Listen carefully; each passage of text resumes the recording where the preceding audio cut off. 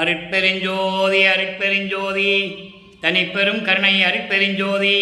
எல்லா உயிர்களும் இன்புற்று வாழ்க, வள்ளல் மலரடி வாழ்க வாழ்க, கொல்லா விரதம் குவளை எல்லாம் ஓங்குக, நல்லோ நினைத்த நலம்பெறுக, நன்றி நினைத்த எல்லோரும் வாழ்க இசைந்து.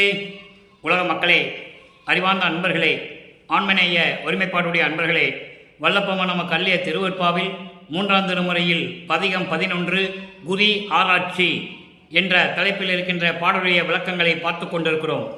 குறி ஆராய்ச்சி மொத்தம் 11 பாடல்களை கொண்டது. இதுவரையிலும் 10 பாடலுடைய விளக்கங்களை பார்த்திருக்கிறோம்.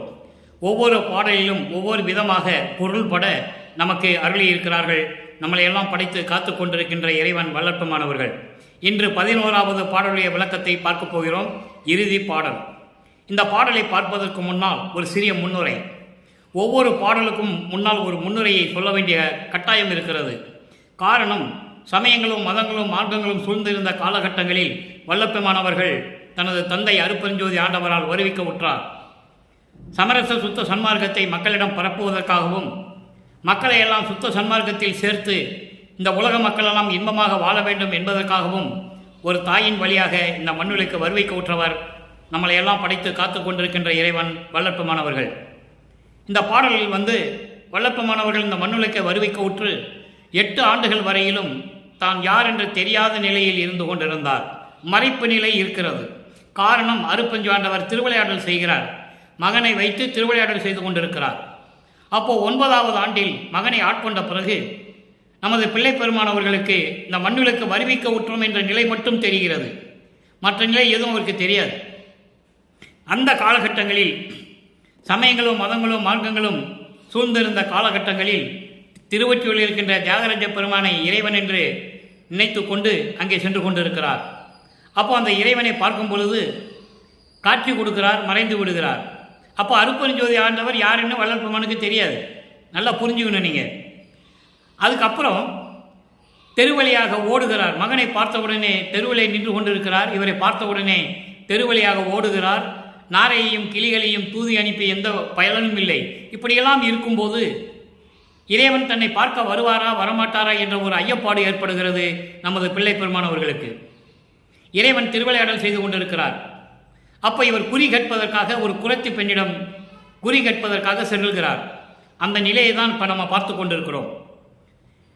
காட்சி கொடுத்த இறைவன், தன்னை பார்த்து தெருவழியாக ஓடுகின்ற இறைவன் இன்னும் சேரவில்லை என்ற மனத்துயரத்தில் ஒரு காதலனை பார்க்க முடியாமல் எப்படி துன்பப்படுவாளோ, தலைவி தலைவனை பார்க்க முடியாமல் எப்படி வருத்தப்படுவாளோ, அந்த நிலையில் இருந்து கொண்டு ஒரு குறத்தி பெண்ணிடம் குறி கேட்பது போல இந்த பாடலை நாம் கருதியிருக்கிறார்கள். அதன் மூலம் உலக மக்களுக்கு என்ன தெரிவிக்கிறார் என்பதை பார்க்க போகிறோம். இப்போ இந்த பாடலை பாருங்க. 11வது பாடல்.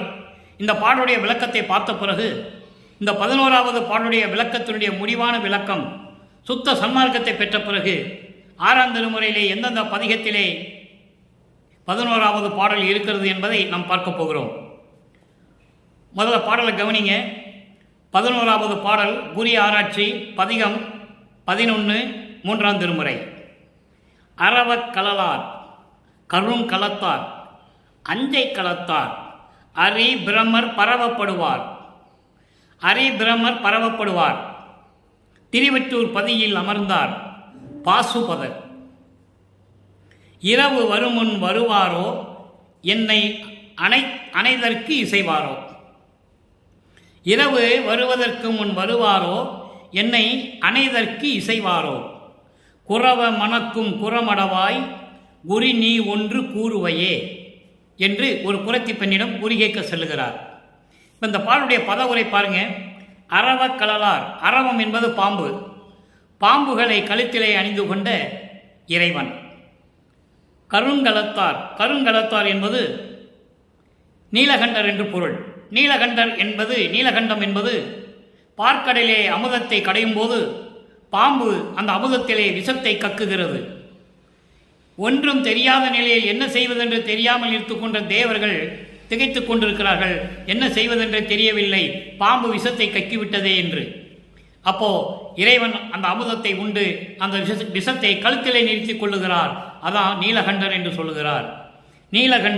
நீலகண்டன் மட்டுமல்ல, வேறு வேறு பேரில் சொல்லுவார். வேறு வேறு பேரில் சொல்லுவார். அப்போது அப்படி விஷத்தை உண்ட இறைவன், தொண்டையிலே இருத்துக்கொண்ட இறைவன் திருவொற்றியூரில் இருக்கின்றார் என்று சொல்லுகிறார். திருவொற்றிப்பதியில் அமர்ந்தார், திருவொற்றியூர் என்னும் இடத்தில் அமர்ந்தார்.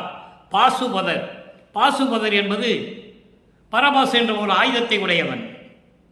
பரபாசு என்ற ஒரு ஆயுதம் கோடாரி மாதிரி இருக்கும். அது உலகத்தையே அழிக்கக்கூடியது. அப்படிப்பட்ட ஆயுதத்தை உடையவர் அவர். பிரம்மனும் திருமாலும் வணங்கக்கூடியவர். பிரம்மனும் திருமாலும் வணங்கி கொண்டிருக்கக்கூடிய இறைவன். பிரம்மனும் திருமாலும் வணங்கி கொண்டிருக்கிறார்கள் இறைவனை. அரி பிரம்மர் பரவப்படுவார். அவங்கெல்லாம் இறைவனை வணங்கி கொண்டிருக்கிறார்கள். அப்படிப்பட்ட இறைவன் திருவொற்றியூரில் இருக்கின்றார். பாசுபதருடைய இறைவன் இந்த இரவு வரும் முன்னால் வருவாரோ? என்னிடம் வருவாரா? என் வீட்டிற்கு வருவாரா? இல்லை, என்னை அணைவதற்கு வரமாட்டாரா? என்னை சேர்த்து கொள்ள வரமாட்டாரா என்று எனக்கு தெரியவில்லை. ஒரே குழப்பத்தில் இருக்கிறேன் என்று சொல்லி குறத்தி பெண்ணிடம் குறி கேட்கிறார். குறத்தி பெண்ணே, குரவம் என்ற மரத்திலே மலர்கின்ற மனமுடைய மலர் போன்ற குறத்தி பெண்ணே, அதான் சொல்றார், குரவம் மணக்கும் என்று சொல்லுகிறார். குரவம் என்பது ஒரு வகையான மரம். அந்த மரத்திலே பூக்கிற பூக்கள் மனமுடைய பூக்கள். அப்படி மனமுடைய அழகான பெண்ணே, குறத்தி பெண்ணே, எனக்கு ஒரு குறி சொல்லுவாயாக. இறைவன் என்னை பார்க்க வருவாரா? அணைத்து கொள்ள வருவாரா? வரமாட்டாரா என்று எனக்கு தெரியவில்லை. தலைவியாகிய நான் தலைவனை நினைத்து வருத்தப்பட்டு கொண்டிருக்கிறேன் என்று சொல்லி குறி கேட்கிறார். இப்போ இந்த பாடலுடைய விளக்க உரை பார்க்க போகிறோம். நல்ல கவனிங்க. பாம்பை அணிந்த திருவடியை உடையவர், கருமையான கருத்து உடையவர். கருமை கருத்து என்பது ஏற்கனவே சொன்னது போல விஷத்தை உண்டு அந்த விஷத்தை கழுத்திலே நிறுத்தி கொண்ட இறைவன். திருவஞ்ச களம் என்னும் இடத்தில் இருப்பவர், அதான் அஞ்சை களத்தார் என்று சொல்லுகிறார். அஞ்சை என்பது திருவஞ்ச களம் என்று ஒரு ஊர் இருக்கிறது. அந்த ஊரிலே இருக்கொண்டு இறைவன். திருமாலும் பிரம்மனும் ஆகியோர்களால் வணங்கப்படுகின்ற இறைவன். திருவொற்றியூரிலே இருக்கின்ற இறைவன் பரசு பாசு எனும் ஆயுதத்தை கொண்ட இறைவன். அப்படிப்பட்ட இறைவன் இன்று இரவு வருவதற்கு முன்னால், பொழுது அடைவதற்கு முன்னால், இரவு வருவதற்கு முன்னால் என் வீட்டிற்கு வருவாரா?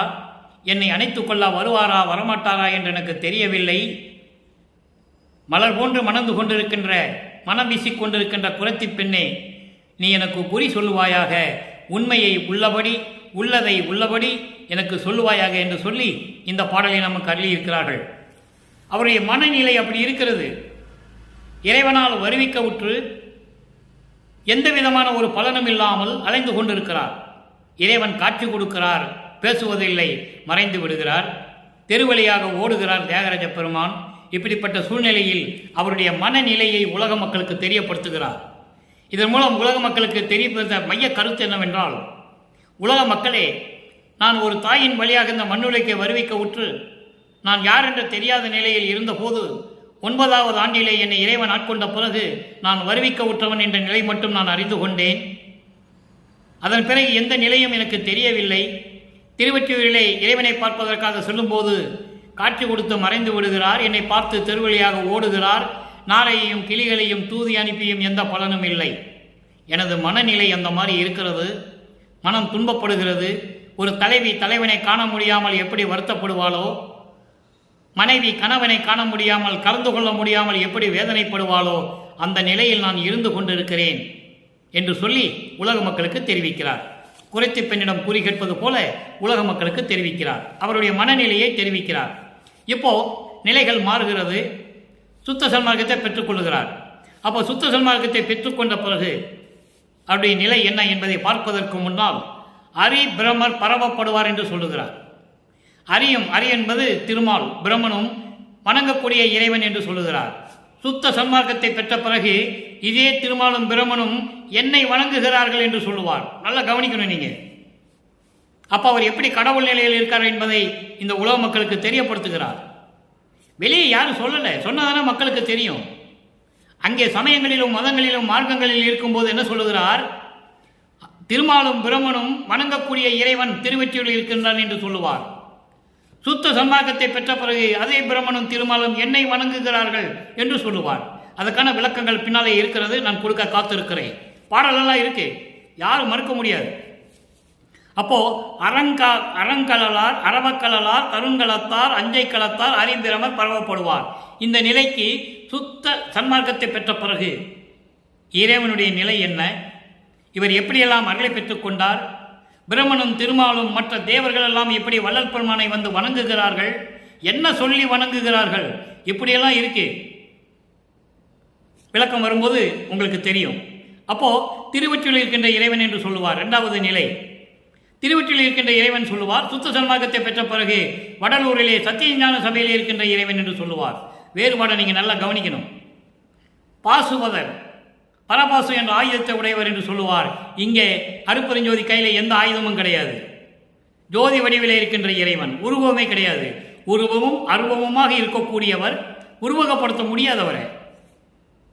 அப்போ இப்படியெல்லாம் இருக்கும்போது இறைவன் வருவாரா வரமாட்டாரா என்று அங்கே கூறுவார். அது இந்த மூன்று நிலைகளுக்கும் திருவிற்பாவிலே சுத்த சன்மார்க்கம் கிடைத்த பிறகு எப்படி உலக மக்களுக்கு தெரிவிக்கிறார் என்பதை பாடலின் மூலம் பார்க்க போகிறோம். நன்றாக கவனியுங்கள். 6ஆம் திருமுறை 21 சுத்த சன்மார்க்க வேண்டுகோள் 11வது பாடல். 3ஆம் திருமுறையில் இருக்கின்ற 11வது பாடலுக்கு சுத்த சன்மார்க்கத்தை பெற்ற பிறகு சுத்த சன்மார்க்க வேண்டுகோள் என்ற பதிகத்திலே 11வது பாடல். அமலா நான் வேண்டுதல் கேட்டு அருள் புரிதல் வேண்டும். அமலா என்பது இறைவனை குறிப்பிடுகிறார். அமலன் என்று சொல்லுவார், விமலன் என்று சொல்லுவார், நிமலன் என்று சொல்லுவார். இந்த மூணும் ஒன்றுதான். மலங்களை நீங்கியவன் என்று பொருள். அமலா என்றால் மலங்களை நீங்கிய இறைவன். ஆணவம், கண்மம், மாயை, மாமாயை 5 மலங்களை நீங்கிய இறைவன் என்று சொல்லுவார். நடராஜனுக்கே ஆணவ மலம் இருக்கிறது என்று சொல்லுவார். நடராஜன், சிவபெருமான், சொக்கலிங்கம், சொக்கநாதர், நீங்கள் யாரை வேணால் எடுத்துக்கங்க, எல்லாமே மலங்களை உடையவர்கள். சைவ சமய தலைவர்களுடைய கடவுள்கள், சமயங்களையும் மதங்களையும் மார்க்கங்களையும் சார்ந்தவர்கள் வணங்கக்கூடிய கடவுளர்கள். ஆனால் அருப்பெருஞ்சோதி அப்படி அல்ல. ஆதியும் அந்தமில்லா தோன்றிய அருப்பெருஞ்சோதி சுத்த சன்மார்க்கத்தை ஒரே தலைவன், ஒரே இறைவன். அதை இங்கே சொல்லுகிறார். அமலா என்று சொல்லுகிறார். மலங்களை நீங்கியவன், மலங்களை நீங்கிய இறைவன். நான் வேண்டுதல் கேட்டு அருள் புரிதல் வேண்டும். என் தந்தையே அருப்பெருஞ்சோதி ஆண்டவரே, நான் வேண்டுவதையெல்லாம் கேட்டு நீ அருள் புரிதல் வேண்டும். ஆடி நிற்கும் சேவடியை பாடி நிற்க வேண்டும். ஆடி நிற்கும் சேவடி யாருக்கு விளக்கம் தெரியாது, இது இறைவன் கொடுத்த விளக்கம். ஆடி நிற்கும் சேவடி என்பது இப்போ நீங்கள் பார்த்தீங்கன்னா இடது காலால் வலது காலை ஊன்றி இடது காலால் நடனமாடியவர் நடராஜன் என்று சொல்லுவார்கள். தன் மகனுக்கு வலது காலை ஊன்றி இடது காலால் நடனமாடி காட்டியவர். அதான் ஆடும் சேவடி. ஆடும் சேவடிக்கே ஆளானேன், மாளாத யாக்கை பெற்றேன் என்று சொல்லுவார். அப்படிப்பட்ட திருவடியை நான் பற்றி கொண்டேன், மரணமில்லா பெருவாழ்வை நான் பெற்றுக்கொண்டேன், அழியாத உடம்பை பெற்றுக்கொண்டேன் என்று சொல்லுவார். கூடுகின்ற சன்மார்க்க நடுவிருந்தே குலாவுகின்றேன் என்று சொல்லுவார். அப்போ ஆடி நிற்கும் சேவடியை பற்றினால்தான் சுத்த சன்மார்க்கத்திலே இருக்க முடியும். சுத்த சன்மார்க்கத்திலே இருந்தால்தான் மரணமில்லா பெருவாழ்வை பெற முடியும் என்பதை நமது இறைவன் வல்லப்பமானவர்கள் தெளிவாக குறிப்பிட்டு இருக்கிறார்கள். நல்லா புரிஞ்சுக்கணும். நீங்கள் ஆடி நிற்கும் சேவடியை பாடி நிற்க வேண்டும். ஆடி நிற்கும் சேவடியை பாடி நிற்க வேண்டும். யமனாதி தடை என்றும் எய்தாமை வேண்டும். யமன் என்பது மரணம், மரணம் முதலிய தடைகள். யமன் ஆதிய தடைகள் என்பது சமயங்கள், மதங்கள், மார்க்கங்களில் சொல்லப்பட்ட நெறிகளின் தடைகள். மரணம் மற்ற தடைகள் என்றும் எய்தாமை வேண்டும். எப்பவுமே என்னை வந்து சேர்ந்துடக்கூடாது, எய்தாமை வேண்டும். அடையாமல் இருக்க வேண்டும், என்னிடம் வந்து சேராமல் இருக்க வேண்டும். அடுத்து பாருங்க, எல்லாம் செய்வல்ல திறன் என கழித்தல் வேண்டும். இந்த பிரபஞ்சத்தை இயக்கக்கூடிய அத்தனை வல்லமையும் எனக்கு கொடுக்க வேண்டும். எப்படியெல்லாம் விண்ணப்ப வைக்கிறாரு அப்பங்கிட்ட. ஏன்னா அப்போதான் என்றாகிறார் உள்ள. சமயங்களையும் மதங்களையும் மார்க்கங்களையும் இழுக்க வச்சு துன்பப்படுத்தினார் மகனை. ஏன்னா பக்குவப்படுவதற்காக திருவிளையாடல் செய்து கொண்டிருக்கிறார். அப்போ என்றாகும்போது சுத்த சன்மார்க்கத்தில் வரும்போது இதெல்லாம் வேண்டுதல் வைக்கிறார். இப்படியெல்லாம் எனக்கு வேணும்னு கேட்குறாரு. அடுத்து பாருங்க, கமை ஆதி அடைந்து உயிர்கள் எல்லாம் சன்மார்க்கம் காதலித்து திருப்பொதுவை கழித்து ஏத்தல் வேண்டும். கமை ஆதி. கமை ஆதி என்பது, கமை என்பது பொறுமை, நிதானம், எதையும் சிந்திக்கக்கூடிய ஒரு திறமை. அது முதல் எல்லா சக்திகளையும் எனக்கு கொடுத்து உயிர்கள் எல்லாம் சன்மார்க்கம், எல்லா உயிர்களும் சன்மார்க்கத்தை காதலித்து சன்மார்க்கத்தை பெற்றுக்கொண்டு சத்தியஞான சபையை மனப்பூர்வமாக ஏற்றுக்கொண்டு மகிழோடு போற்ற வேண்டும், வணங்க வேண்டும். இதான் அதுக்கு பொருள். கமையாதி தடை உயிர்கள் எல்லாம் கமையாதி தடைந்து அடைந்து உயிர்கள் எல்லாம் சன்மார்க்கம் காதலிக்க வேண்டும் என்று சொல்லுகிறார். அன்போடு இருக்க வேண்டும், சன்மார்க்கத்தை ஏற்றுக்கொள்ள வேண்டும், மனப்பூர்வமாக ஏற்றுக்கொள்ள வேண்டும். ஏற்றுக்கொண்டு சத்தியஞான சபைக்கு மகிழ்வோட மனப்பூர்வமாக வந்து போற்றி வணங்கல் வேண்டும். அடுத்து, விமலாதி உடைய ஒரு திருவடிவில் யானும் மாயைகளையும் மயக்கங்களையும் மலங்களையும் நீங்கிய உன்னுடைய திருவடிவில் நீயும் நானும் விமலா நீயும் கலந்தே விளங்குதல் வேண்டுவனே, நீ என்னோடு கலந்து இருக்க வேண்டும் என்று சொல்லி விண்ணப்பம் வைக்கிறார். இதுதான் இறுதியாக முடிவான விளக்கம். சாமி என் துரை எனது உயர் நாயகனார் இன்று நான் இருக்கும் இடத்தில் வந்து அமர்கின்றார். பின்சாரம் 2.5 நாடிகைக்குள் என் பேர் உடம்பில் கலந்து பிரியாது இருப்பார். இதனுடைய முடிவு அங்கே வேண்டுதல் வைக்கிறாரே அங்கே நிறைவேறுகிறது என்பதை நீங்கள் புரிந்து கொள்ள வேண்டும். அடுத்து 23வது பதிகம் சிவ தரிசனம் 11வது பாடல். 3ஆம் திருமுறையிலே இருக்கின்ற 11வது பாடலுக்கு விளக்கம் இங்கே இருக்கிறது. அங்கே திருவொற்றியூரில் இருக்கின்ற இறைவன் வருவாரா வரமாட்டார் என்று சொன்ன இறைவன் இங்கே எப்படி நிகழ்வுகள் நடக்கிறது? சிவ தரிசனம் என்றால் உடனே சிவன் சொன்ன உடனே நீங்கள் சிவன் கிட்ட போயிடக்கூடாது. இது சிவம், அருப்பெருஞ்சோதி. அருப்பெருஞ்சோதி தரிசனம் எப்படி கிடைச்சது? 11வது பாடல். சித்தி எல்லாம் வல்ல சிவசித்தன் உள்ளம் கலந்தான். நல்ல கவனிக்கும் நண்பர்களே, அங்கே சமயங்களிலும் மதங்களிலும் மார்க்கங்களிலும் இருந்தபோது இறைவனை பார்க்க முடியவில்லை என்று சொல்லுவார், என்னை கலந்து கொள்ள என்று சொல்லுவார். இங்கே சமரச சுத்த சன்மார்க்கத்தை பெற்ற பிறகு சித்தி எல்லாம் வல்ல சிவசித்தன், எல்லா அருள் வல்லமைகளை கொண்ட அருப்பெருஞ்சோதி ஆண்டவர் உள்ளம் கலந்தான், என் உள்ளத்தில் கலந்தான். செத்தாரை எழுப்புகின்ற திருநாட்கள் அடுத்த இத்தினமே. செத்தாரை எழுப்புகின்ற என்பது சுத்த சன்மார்க்கத்தை தெரியாமல் இறந்து போனவர்களை திருப்பி எழுப்பி கொண்டு வந்து, செத்தவர்களை என்பது பிணங்களை எழுப்புவதல்ல, சுத்த சன்மார்க்கத்தின் நெறிமுறைகளை தெரியாமல் இறந்தவர்களை திரும்பி கொண்டு வந்து அவர்களுக்கு சுத்த சன்மார்க்கத்தை கொடுத்து கற்றுக் கொடுத்து அவர்களை இத்தினமே தொடங்கி அழியாத நிலையை அடைய வைக்க வேண்டும். சுத்த சன்மார்க்கத்தில் இல்லாமல் செத்து போயிட்டாங்க, அவங்களை கூட்டு வந்து அந்த நாள் வந்துருச்சு சொல்றாரு. அழியாத நிலை அடைதற்கு ஏற்ற தருணம் வந்து விட்டது. அதுக்கு அடையாளம் என்னவென்றால் ஏற்ற குறி என்று சொல்லுகிறார். அதற்கு ஏற்ற அடையாளம் என்னவென்றால் ஏற்ற விடத்து இசைந்து இயல்கின்றன, உள்ளத்திலே பொருந்தி விளங்குகின்றன. எங்கே? என் உள்ளத்தில் என்று சொல்லுகிறார்.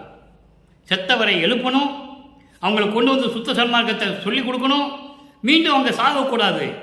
அழியாத நிலை அடைதற்கு, அழியா நிலை அடைதற்கு ஏற்ற குறி, அதுக்கான அடையாளம் என்ன?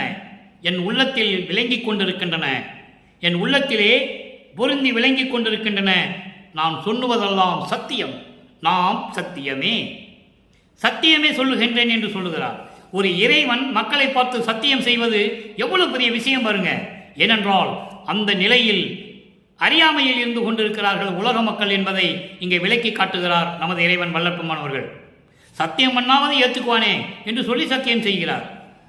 நான் சொல்லுவதெல்லாம் சத்தியம் என்று சொல்லுகிறார். என் உள்ளத்தில் விளங்கி கொண்டிருக்கிறது. செத்தவர்களை எழுப்பி திருப்பி கொண்டு வந்து சுத்த சன்மார்க்கத்தை கொடுத்து அவங்களுக்கு அடையா நிலை, அழியாத நிலையை கொடுக்க வேண்டும். அது என் உள்ளத்தில் இயங்கிக் கொண்டிருக்கிறது, என் உள்ளத்தில் பொருந்தி விளங்கி கொண்டிருக்கிறது. நான் சொல்லுவதெல்லாம் சத்தியம் என்று சொல்லுகிறார். அடுத்து, பெருவாழ்வில் பெருங்களிப்பு உற்றிதழ் சந்தேகத்தலையாதே. யார்கிட்ட சொல்றாரு? உள்ளத்திடம் சொல்லுகிறார், மனதிடம் சொல்லுகிறார். மனமே மனமே இதெல்லாம் உள்ளத்திடம் சொல்லுகிறார். இப்படியெல்லாம் இருக்கின்ற இறைவன் என் உள்ளத்தில் கலந்தான். மனமே, என் நெஞ்சே, என் உள்ளமே, எல்லா அருள் வல்லமை படைத்த இறைவன் அருப்பெருஞ்சோதி ஆண்டவர் என் உள்ளத்தில் கலந்து கொண்டான். உள்ளத்திடம் சொல்லுவது போல உலக மக்களுக்கு சொல்லுகிறார். நல்லா கவனிக்கணும் நீங்க. உள்ளத்திடம் சொல்லுவது போல உலக மக்களுக்கு சொல்லுகிறார். உலக மக்களே, எல்லா அருள் வல்லமை படைத்த இறைவன் என் உள்ளத்தில் கலந்து விட்டான். செத்தாரை எழுப்புகின்ற நாள் வந்துவிட்டது. இந்த தினம் தொடங்கிவிட்டது. இறைவன் வந்து விட்டார். அப்போ செத்தவர்களை எழுப்ப வேண்டும், அவர்களுக்கு சுத்த சன்மார்க்கத்தை சொல்லிக் கொடுக்க வேண்டும். சொல்லிக் கொடுத்து அதே ஆட்களை அலையாத நிலை அடைவதற்கு தகுந்த அடையாளம் என்னவென்றால் என் உள்ளத்தில் உண்மை விளங்கி கொண்டிருக்கிறது, நான் சொல்லுவது சத்தியம் உலக மக்களே என்று சொல்கிறார். அடுத்து, பெருவாழ்வில் பெருங்களிப்பு உற்றிடுதல் சந்தேகத்தலையாதே. என் உள்ளமே, உலக மக்களே, மரணமில்லா பெருவாழ்வை பெற்றுக்கொண்டு பேரின்பமாக வாழ வேண்டும் என்று நீ சந்தேகத்து அலையாதே, எங்கேயும் போகாதே. சுத்த சன்மார்க்கத்திலே இரு, எங்கேயும் போகாதேன்னு சொல்றேன்.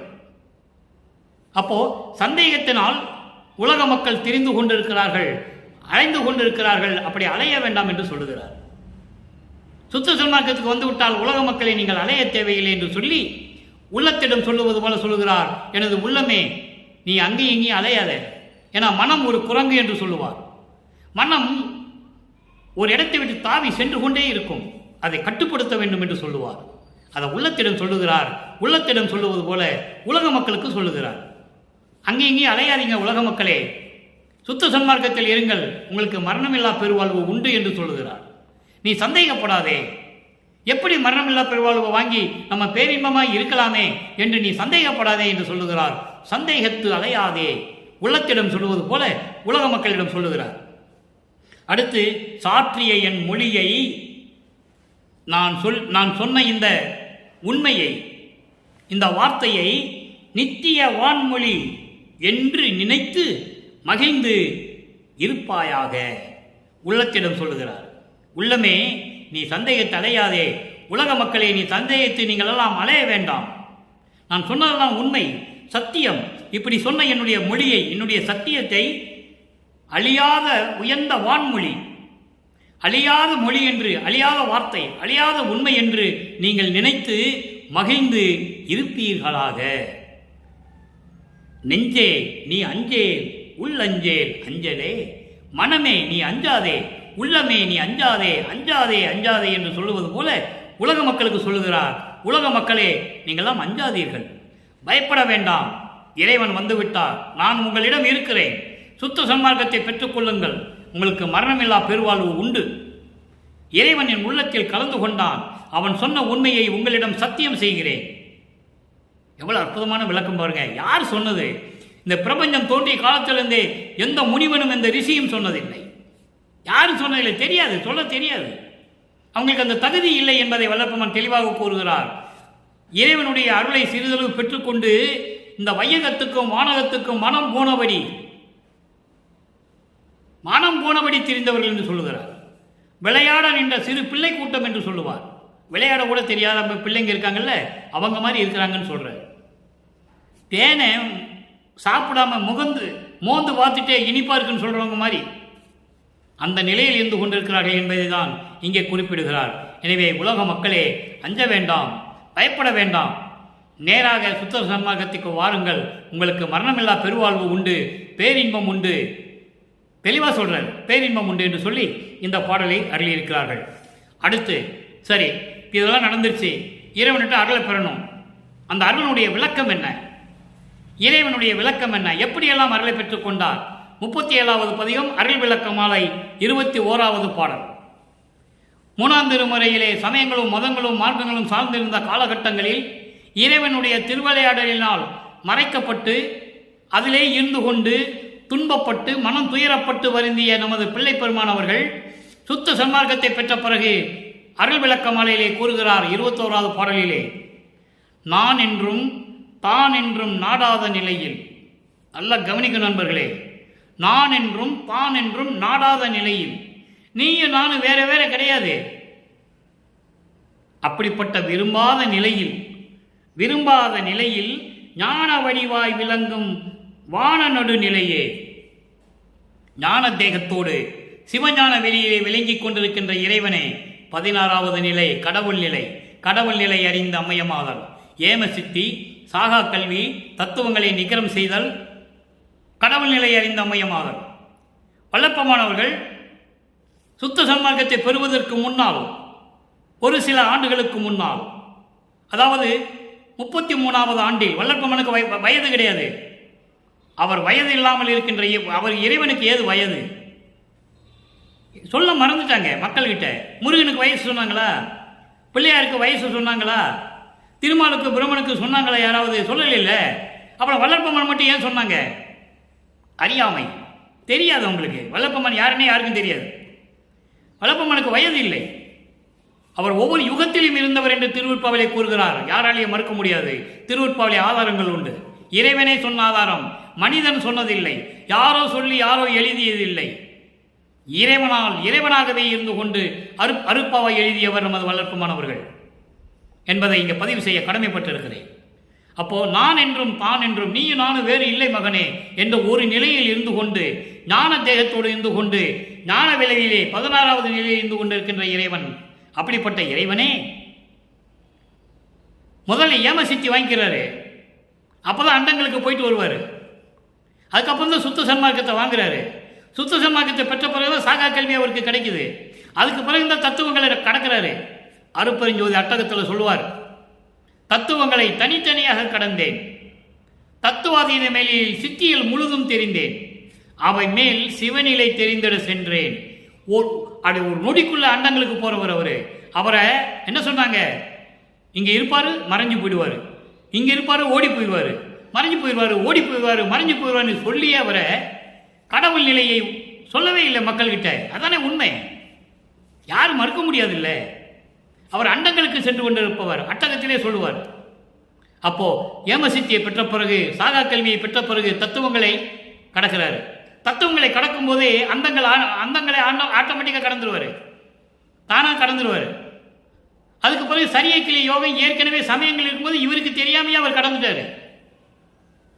கடைசி 13வது நிலை ஞான சரியிலிருந்து தான் போறாரு, அதை சுத்த சன்மார்க்கத்தை பெற்ற பிறகு.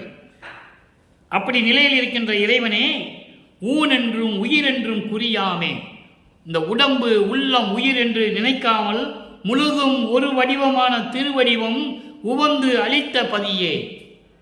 இந்த உடம்பு உயிர் உள்ளம் அப்படியெல்லாம் நினைக்காம முத்தேகத்தையும் கொடுத்து, அதான் சொல்றாரு, ஒரே வடிவமா திருவடிவம், ஞான தேகம், சுத்த தேகம், புரோண தேகம், ஞான தேகம், 3 தேகத்தையும் மகிழ்ந்து அளித்த பதியே, அருட்பெருஞ்சோதியே. எப்படி சொல்ற பாருங்க, அருட்பெருஞ்சோதி நிலையும் சொல்றாரு. அதே நேரத்தில் அருட்பெருஞ்சோதி ஆண்டவரை பெற்ற அருளை விளக்குகிறார். அதான் அருள் விளக்கமாலை. இறைவனுடைய அருளையும் சொல்றது, விளக்கி சொல்றது, இறைவனிலிருந்து பெற்ற அருளையும் விளக்கி சொல்றது, அதான் அருள் விளக்கமாலை. அப்படியெல்லாம் நான் வாங்கிட்டேன். தேன் என்றும் கரும்பு என்றும் செப்ப அரிதாய், தேனும் கரும்பும் எவ்வளவு சுவையாக இருக்குமோ அதை விட சொல்ல முடியாத அளவில் சுவையாக இருக்கின்ற, இன்பமாக இருக்கின்ற, பேரின்பமாக இருக்கின்ற மனமும் தேகமும் உள் உயிர் உணர்வும் தித்திக்கும் சுவையே. என் உடம்பு உயிர் உள்ளம் எல்லாமே இருந்து கொண்டு கலந்து கொண்டு தித்தித்து கொண்டிருக்கின்ற சுவை போன்ற இறைவனை அருட்பெருஞ்சோதியே. வான் என்றும் ஒளி என்றும் வகுப்பரிதாம், வான் என்றும் ஒளி என்றும் வகுப்பரிதாம் பொதுவில் வயங்கும் நடத்தரசே என் மாலையும் ஏற்றருளே. இங்க பாருங்க, நல்லா கவனிங்க. வான் என்றும், வான் என்பது வெளி, வெளின்னு சொல்ல முடியாது, ஒளின்னு சொல்ல முடியாது, வகுப்பரிதாம் பிரிக்க முடியாத அளவிற்கு, வெளி என்றும் ஒளி என்றும் பிரிக்க முடியாத அளவுக்கு இருந்து கொண்டிருக்கின்ற, சத்திய ஞான சபையில் அருள் நடனம் செய்து கொண்டிருக்கின்ற, விளங்கி கொண்டிருக்கின்ற இறைவனே, நான் பாடுகின்ற பாடலையும் விண்ணப்பங்களையும் முறையீடுகளையும் எது இருந்தாலும் சரி எல்லாம் ஏற்றுக்கொண்டு எனக்கு அருள வேண்டும் என்று சொல்லுகிறார்.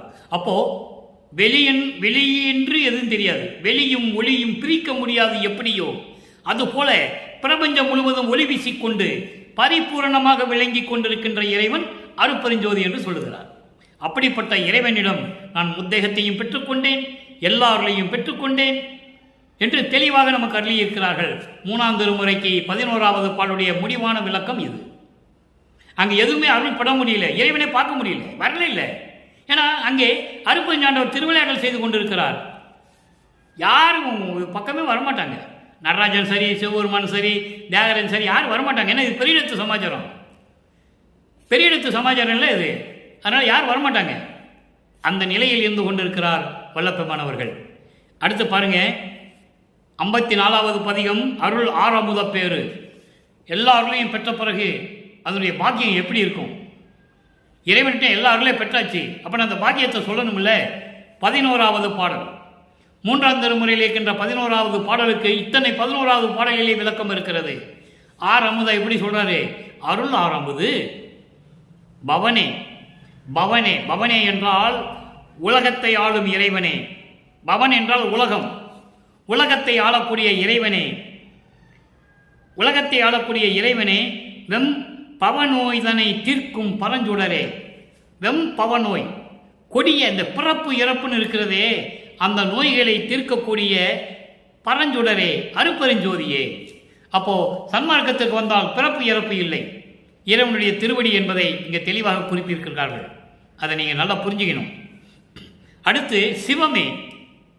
இங்கே சிவனேன்னு இருக்கும், ஆனால் அது சிவம் தான், மருவி இருக்கிறது.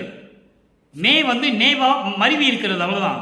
சிவமே, செம்பொருளே, அருப்பெருஞ்சோதியே, செழுமை நிறத்தில், அதாவது சிவந்த நிறத்தில் ஒளி வீசிக் கொண்டிருக்கின்ற கடவுளே, திருச்சிற்றம்பலத்தில் நடிக்கின்ற இறைவனே, திருச்சிற்றம்பலம் நடிப்பாய்.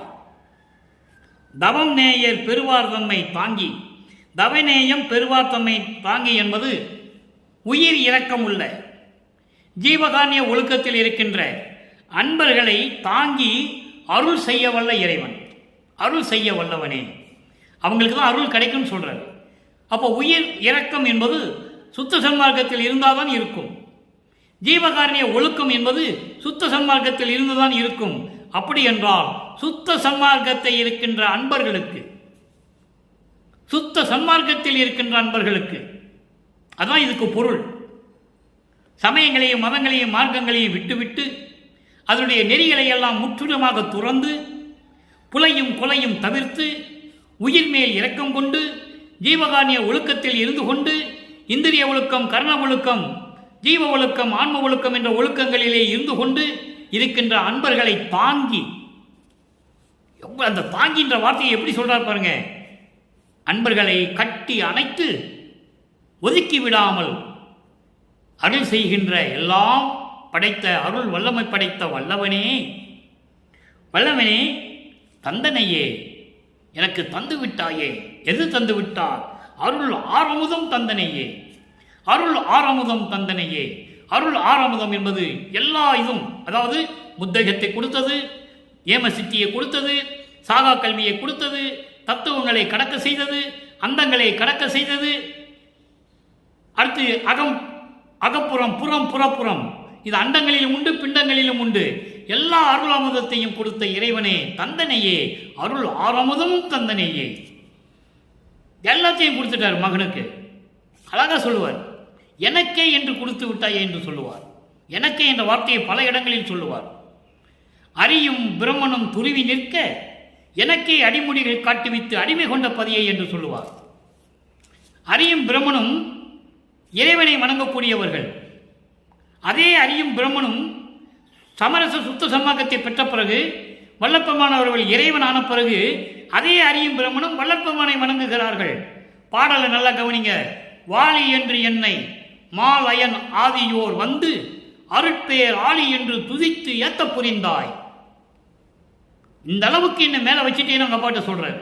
அரியும் பிரம்மனும் மற்ற தேவர்கள் என்னை வணங்குகிறார்கள். அந்த நிலையை எனக்கு கொடுத்து விட்டாய், நான் கடவுள் நிலையை பெற்றுவிட்டேன். நீடூழி என்று அன்றே சாகாபுரமும் உவந்தளித்தாய். வாலி மன்றோங்க மறுப்பெருஞ்சோதி நின் மன்னருளே. எவ்வளவு அற்புதமான பாடல் பாருங்க. யாரும் சொன்னதில்லை, எந்த முனிவனும் எந்த ரிஷியும் பிரம்மனும் திருமாலும் ருத்திர மகேஸ்வரன் சதாசிவம் மண்டலாதிபதிகள் அக்னி நட்சத்திர சூரியன் சந்திரன் இவங்கெல்லாம் என்னை வணங்குறாங்கன்னு சொன்னாங்களா? சொல்ல முடியாது அவங்களால. ஆனால் வல்லப்பெருமான் சொல்லுகிறார், என்னை வணங்குகிறார்கள். லட்சுமி சரஸ்வதி போன்ற சத்தர்கள் சத்திகள் முத்தர்கள் முத்திகள் யாராக இருந்தாலும் சரி, பிச்சங்கவரி நிலற்றி அசைத்திட மால் யானை பிடரின் மேல் நித்தம் பவனி வருகின்ற நிபுணர்கள் எல்லாம் என்னை தொழுது ஏத்த. ஆறாம் திருமுறையிலே அடக்கலம் புகுதலே 9வது பாடல்ல சொல்லுவார், எல்லாருமே யானை மேலேயும் குதிரை மேலேயும் ஊர்வலமாக வந்து என்னை வணங்கிட்டு போறாங்கன்றாரு. எவன் சொன்னது? யார் சொன்னது இல்லையே. எந்த முனிவன் எந்த ரிஷி சொன்னது? கிடையவே கிடையாது. எச்சம் புரிவோர் மிச்சம் இருக்கிறவங்க யாரு? இந்த சத்தர்கள் சக்திகள் நாகாதிபன் இந்த மண்டலாதிபதிகள் இவங்கெல்லாம் மிச்சம் இருக்கிறவங்க. அவங்கெல்லாம் போற்ற என்னுடைய அச்சம் தவிர்த்து என்னை ஆட்கொண்டாய், நான் உண்டன் அடைக்கலமே என்று சொல்லுவார். அவ்வளவு அற்புதமான பாடல்களாக இருக்கு. எல்லாருமே இவரை வணங்கி கொண்டிருக்கிறார்கள். அதை நீங்க கவனிக்கணும். ஆக தந்தனையே அருள் ஆரமுதம் தந்தனையே என்று சொல்லி இந்த பாடலை நமக்கு அருளியிருக்கிறார்கள். அடுத்து ஒரே ஒரு விளக்கம் அன்பர்களே. 3ஆம் திருமுறையிலே அந்த பதிக பாடலுக்கு 11வது பாடலுக்கு 107வது பதிகம் ஞானசரியை. ஞானசரியிலே 11வது பாடல். இப்போ தான் ஞானசரியை தொற்றுக்கோம். அதில் 11வது பாடல் நல்லா கவனிங்க. அந்த 11வது பாடலுக்கும் இந்த பாடலுக்கு எவ்வளோ வித்தியாசம் பாருங்கள். அங்கே உருவகப்படுத்தி சொல்லுவார். பாம்பை கழுத்தில் அணிந்து கொண்டவன், அங்கே இருந்தவர், இங்கே இருந்தவர், திருவொற்றியூரில் இருக்கின்றவர், யாரையும் பார்க்க வரல, நான் குறி கேட்க போனேன், இப்படியெல்லாம் சொல்லுவார். ஞானசரியில் 11வது பாடலில் இருக்கின்ற விளக்கத்தை நல்லா பாருங்க. அடைந்திடுமீன் உலகீர் இங்கு இது தருணம் கண்டீர், அருள் ஜோதி பெரும்பதி என் அப்பன் வரு தருணம். 2 வரியா சொல்லுவோம். உலக மக்களே அடைந்திடுமீன் வாருங்கள். எங்கே? சுத்த சன்மார்க்கத்துக்கு வாங்க. சுத்த சன்மார்க்கத்தை பெற்றுக்கொண்டு சத்தியஞான சபைக்கு வாங்க. சுத்த சன்மார்க்கத்தில் இருந்து கொண்டு கொலையும் புலையும் தவிர்த்து உயிர் இரக்கத்தோடு ஜீவகாரிய ஒழுக்கத்தோடு நீங்கள் சத்தியஞான சபைக்கு வாருங்கள். உலக மக்களே, இதுதான் நல்ல தருணம், பார்த்து கொள்ளுங்கள் கண்டீர். இதுதான் நல்ல தருணம், இதுதான் நல்ல நேரம். அருட்பெருஞ்சோதி என் அப்பன் வருகின்ற தருணம். அவர் வந்து கொண்டிருக்கிறார். சுத்த சன்மார்க்கத்தில் சேர்ந்து கொண்டு கொலையும் புலையும் தவிர்த்து ஜீவகாரிய ஒழுக்கத்தில் இருந்து கொண்டு சத்தியஞான சபைக்கு வாருங்கள். அருட்பெருஞ்சோதியின் அப்பன் வருகின்ற தருணம் வந்துவிட்டது. கடைந்த தனி திருவமுதம் கழித்து அறுத்தி எனக்கே சொல்லிட்டார்களா. எனக்கென்ற வார்த்தை நிறைய இடங்கள்ல வரும். எனக்கென்னா எனக்கு மட்டும்தான், இந்த பிரபஞ்சத்தில் வேறு யாருக்கும் கிடையாது. சோழமேன் உண்மையின் அருமை சோழமேன் எல்லா அமுதத்தையும் கடைந்த அடுத்த திருவமுதம், மொத்த அமுதம், கடந்த திருவமுதம் என்னது, மொத்த அமுதத்தையும் நல்லா வலிச்சு பூரா டோட்டலா ஒரு சட்டியில் அமுதம் இருக்கு, எல்லாத்தையும் கம்ப்ளீட்டா வலிச்சு எடுத்துருவார். கடைந்த தனித்திருவமுதம் கழித்து, கழித்துன சந்தோஷமாக எனக்கு ஊட்டி, அருத்தி என்பது ஊட்டி. இது சொல்லணும்ல மக்கள்கிட்ட. யார் சொன்னது? எல்லா அருளமுதத்தையும் மொத்தமாக எடுத்துட்டு வந்து எனக்கு ஊட்டி, எனக்கே எனக்கே காணாத காட்சியெல்லாம் காட்டுகின்ற தருணம் இது. வாங்க, நீங்கள் வந்தன்னா நீங்களும் பார்க்கலாம், எனக்கு காட்டும்போது நீங்களும் பார்க்கலாம் வாங்கன்றாரு. எந்த இறைவன் அழைத்தது? யார் அழைத்தது இப்படி மக்களை? யாருமே அழைக்கவில்லை. காணாத காட்சியெல்லாம் காட்டுகின்ற தருணம். இடந்தொரு சார் அலையாதீர், இடைந்து ஒரு சார் அலையாதீர். சுத்த சன்மார்க்கத்தை விட்டு வேறு எங்கேயும் போயிடக்கூடாது. சமயங்களும் மதங்களும் மார்க்கங்களும் மாயைகளையும் மயக்கங்களையும் காட்டி உங்களை இழுப்பாங்க. வாங்க, இங்கே சுகமாக இருக்கலாம், எல்லாம் சாப்பிடலாம், மது சாப்பிடலாம், மாமிசம் சாப்பிடலாம், இதுக்கு விதிவிலக்கே கிடையாது, எந்த விதமான இதுவும் கிடையாது, எல்லாரும் வாங்கன்னு சொல்லி மாயைகளையும் மயக்கங்களையும் புகுத்து உங்களை கூப்பிடுவாங்க. போயிடாதீங்க. இடந்தொரு சார் அலையாதீர். இடையில விலகி போயிடாதீங்க. சாமிகளே, உலக மக்களே, வாங்க வாங்கன்னு கூப்பிடுறாரு. இடந்தொரு சார் அலையாதீர், சுகம் என்னை போல் பெறுவீர். நான் என்னென்ன இறைவன்கிட்ட வாங்கணும் எல்லாம் நீங்கள் வாங்கிக்கலாம், நீங்கள் வாங்கன்னு கூப்பிடுறாரு. மாயைகளை மயக்கங்களை கூட்டி கூப்பிடுவாங்க. யோ, இங்கே வாங்க உலக மக்களே, இங்கே எல்லாமே இருக்கு, நல்லா சந்தோஷமாக இருக்கலாம்னு கூப்பிடுவாங்க. போயிடாதீங்க. சுகம் என்னை போல் பெறுவீர். நான் பெற்ற நெடும் பேற்றை ஓதி முடியாது, என்னை போல் வையகம் பெறுதல் வேண்டுமெனே என்று சொல்லுவார். பாதி இரவிலே எழுந்தருளி பாவியேனை எழுப்பி அருள்ஜோதி அளித்து என் உள்ள முழுதும் கலந்து சூழ்ந்து தித்திக்கின்றாய், கலந்து துலங்குகின்றாய். நீதி நடன் செய் பேரின்ப நிதி, நான் பெற்ற நெடும் பேற்றை ஓதி முடியாது, என்னை போல் வையகம் பெறுதல் வேண்டுவனே, என்னை போல் இந்த உலக மக்கள் பெற வேண்டும் என்று சொல்லுவார். அதை தான் இங்க சொல்றாரு. சுகம் என்னை போல் பெறுவீர். யான் வேறு நீர் வேறு என்று எண்ணுகிறேன் உரைத்தேன். நீங்க வேறு உலக மக்களே, நீ என்னுடைய பிள்ளைகள், என்னால் படைக்கப்பட்டவர்கள். நீங்க வேறு, நான் வேறு இல்லை. நான் அப்படியெல்லாம் நினைக்கல.